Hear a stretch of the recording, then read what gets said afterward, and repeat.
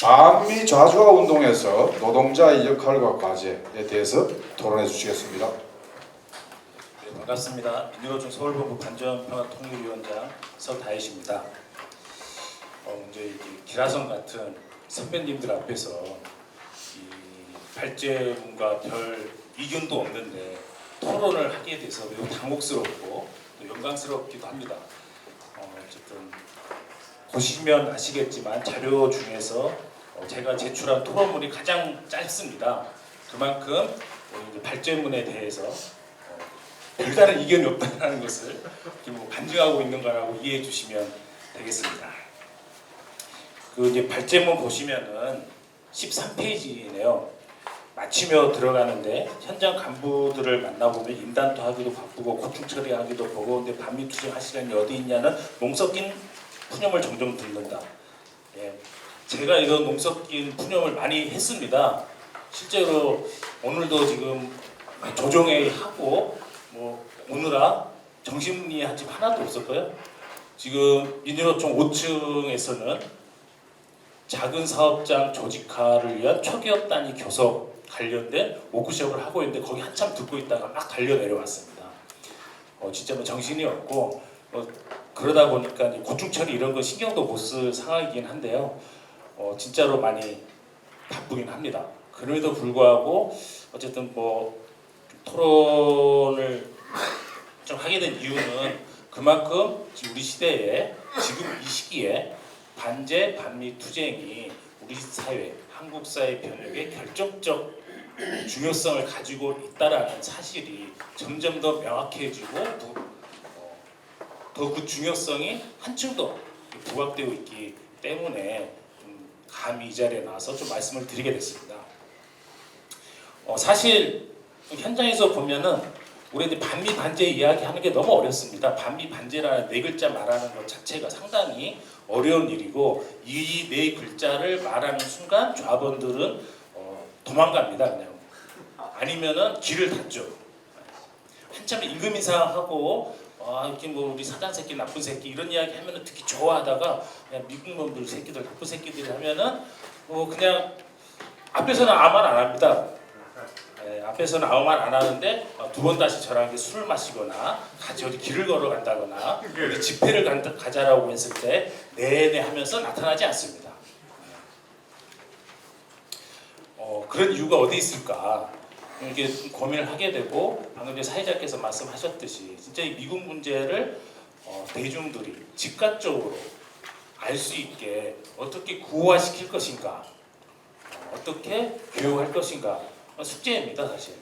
그래서 많은 시도를 현장에서 해봤고 했지만 아직까지 그렇게 좀 효과적인 그리고 그것이 은을 바랬다라고 말하기 좀 어려운 현실인 것 같습니다.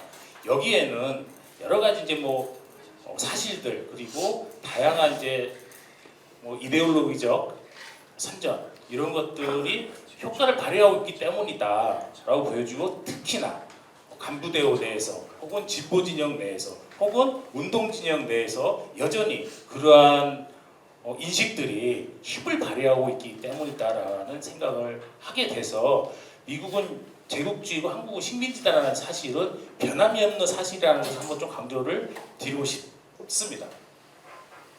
당연히 이제 제국주의 지배 형태는 많이 바뀌었습니다. 다들 아시겠지만은 2차 세계대전을 전후로 해서 구식민지, 신식민지 이렇게 나뉘었던 것들 그리고 세계화 시대에 들어서면서 새로운 양태의 어쨌든 제국주의적 지배 질서, 성격 이런 것들이 확장되어지고 심화되어져 왔습니다. 이런 것들을 보면요, 다들 아시다시피 기본적인 정치 군사적 지배를 바탕으로 해서 진행이 됐습니다.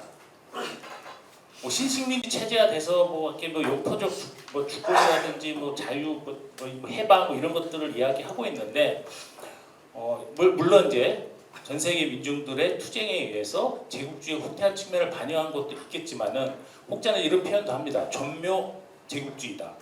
전 세계에 걸쳐서 59개국에 800여 개의 미군 기지가 있습니다. 이것이 세계를 지배하는 힘이고 미국 제국주의 힘인 거죠. 이런 사실을 무시하고 단순히 경제주의적으로만 바라봐서는 안 될 것이다 라는 거고 또한 경제적으로도 전 세계적인 수타를 지속 강화해 온 것이 미국을 중심으로 한 서방 제국주의 나라들입니다. 이러한 사실들을 이렇게 외면하고 있으니까 마치 미국식 자유주의, 미국식 민주주의, 미국식 가치체계, 미국식 경제현실, 경제질서 이것이 궁극의 가치인 것처럼 우리가 추구해야 될 그 무엇인가인 것처럼 우리 진보 진영 내에서도 이야기되어지고 있고 기정사실화하고 있죠. 노동운동 내에서도 이제 그러한 인식이라든지 사고방식이 만연해 있는 것 같습니다. 저는 이제 쉽게 계량주의니 이렇게 낙인 찍고 싶지는 않지만 우리가 아무리 임금 인상 투쟁을 하고 미조직 노동자 권리찾기 사업을 하고 무슨 제도 개선 투쟁을 한다고 한들 한국 사회가 변하지 않고서 노동자 민중의 근본적 처지가 변할 리는 없습니다. 그리고 한국 사회의 또 근본적 변혁을 우리가 이룩하지 않고서는 그 어떤 것을 이야기하기도 힘든 거죠.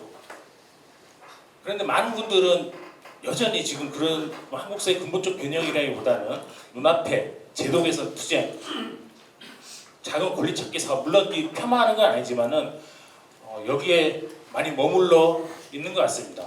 저도 거기에 많이 매진하고 있는 사람 중에 하나이긴 한데요.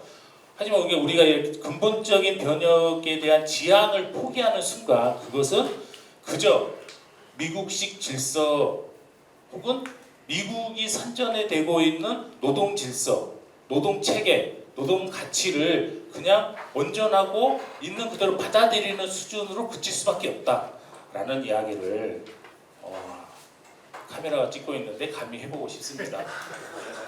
저를 욕하셔도 저 포기했습니다. 이제 한번 이렇게 토론회 한번 했다가 때려맞고 그럴 바에는 그냥 대놓고 이야기하자 이런 좀 생각을 좀 하고 있는데요.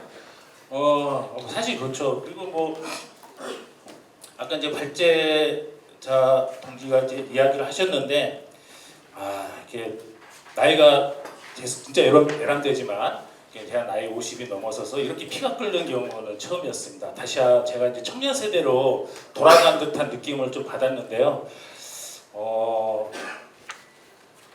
지금 이제 우리 이제 진보 진영 내에서 정리돼야 할 내용들 이런 것들 중에 핵심은 바로 제국주의 식민주의 문제다.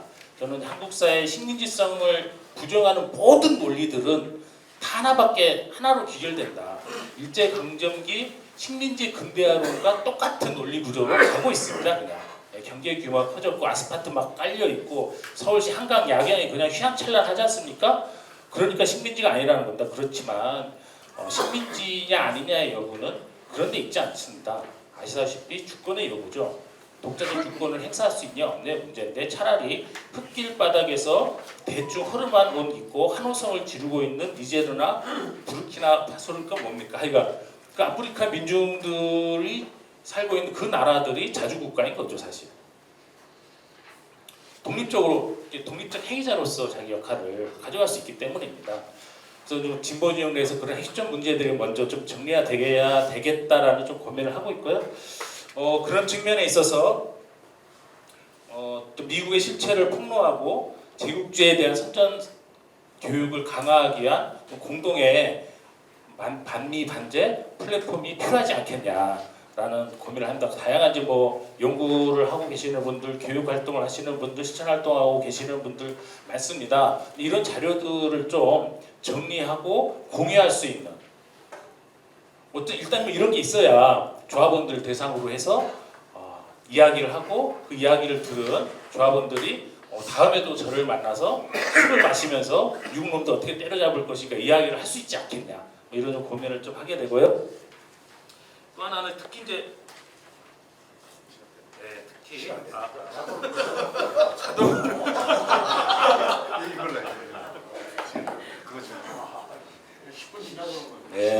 죄송합니다. 그리고 어쨌든 노동운동이 좀 특히 민주노총이 어쨌든 반미 반제 어떤 이러한 기조에 걸맞는 산업정책, 노동정책을 개발해야 된다라는 좀 고민이 있습니다. 실제 미국이 이미 이제 한국 제조업 기반을 다 쓸어가고 있는 거 아니겠습니까? 진짜로 이제 동맹 약탈 체제인데 이런 상황에 대해서 어떻게 좀 자기 정책을 좀 펴고 이야기를 해야지 좀 더 설득력 있게 가져갈 수 있지 않겠나. 그리고 이제 통일선봉대에 관련해서 상당히 좀 비판적인데요. 뭐 옆에 이제 우리 통일위원장님 계신데 이런 말씀, 통일선봉대 대장을 결의하셨습니다. 근데 저는 중앙으로 모아서 하는데 사실 점점 그 실효성이라든지 대응적 영향력이 많이 감소하고 있다라는 거고, 이게 실제로 어쨌든 대중적이고 이런 통일 선봉대인가라는 고민을 솔직히 하게 됩니다. 지역으로 가면요, 예전에는 지역에 이제 뭐 통일 행사도 많이 있었고 그 통일 행사를 중심으로 해서 지역에 있는 뭐 청년 학생들, 정당, 사회단체, 노동자에 모여서 같이 뭘 만들어내고 이런 게 많았었는데 지금 거의 사라지고 없습니다. 서울에서도 세 군데 정도밖에 하지 않는 걸로 알고 있어요. 그래서 오히려 좀 그런, 물론 이제 중앙 통일 선봉대도 필요한데요. 어쨌든 지방화 시키고 지역화 시켜내서 지역에서 또 이런 좀 흐름들을 만들어 나가는 것들이 중요하지 않겠냐, 뭐 이런 거 고민합니다. 그리고 이제 뭐 전쟁 정세 뭐 이런 것들은 제가 잘 모르겠는데 좀 한 두 가지 측면에서 진짜 우려됩니다. 미국이 가치 사슬을 재편하고 제조업 기반을 확충하기 위해서 막 한국 재벌들을 쪼아가지고 막 하고 있습니다. 저는 이런 것들이 오히려 좀 전쟁의 가능성을 높이고 있다, 진짜. 실제로 미국의 어떤 제조업 생산 능력이 전쟁을 치를 수 있는, 전면 전쟁을 치를 수 있을 만큼의 실력이 되고 있지 않은데 그 실력을 확충하려고 하는 거 아니냐, 실제 전쟁을 하기 위해서. 뭐 그런 이제 걱정이 한편에 솔직히 있고요. 또 하나는 이제 부채 경제입니다. 부채가 엄청나 어마어마하게 좀 쌓이고 있죠. 하루에 31억씩 쌓인다는 이야기도 있고 1년에 미 국방부 예산에 이자를 갚아야 된다라는, 이자가 발생한다는 이야기도 있는데, 이 부채를 해소할 수 있는 가장 쉬운 방법은 그냥 폭력적으로 정리하는 겁니다. 이런 것 때문에 오히려 이제 부채 경제 때문에 미국이 전쟁 못할 것이다라고 예상하는 학자들도 많이 있는데, 저는 역으로 미국의 폭력성을 너무 쉽게 보고 있는 거 아닌가, 이런 걱정을 하게 돼서요. 어쨌든 이게 전쟁 정세에 관련해서도 예의주시해서 민주노총 통일위원장님 용도 따라 열심히 이제 반전 평화 투쟁도 하도록 하겠습니다. 이상입니다. 감사합니다. 훌륭한 토론이었습니다.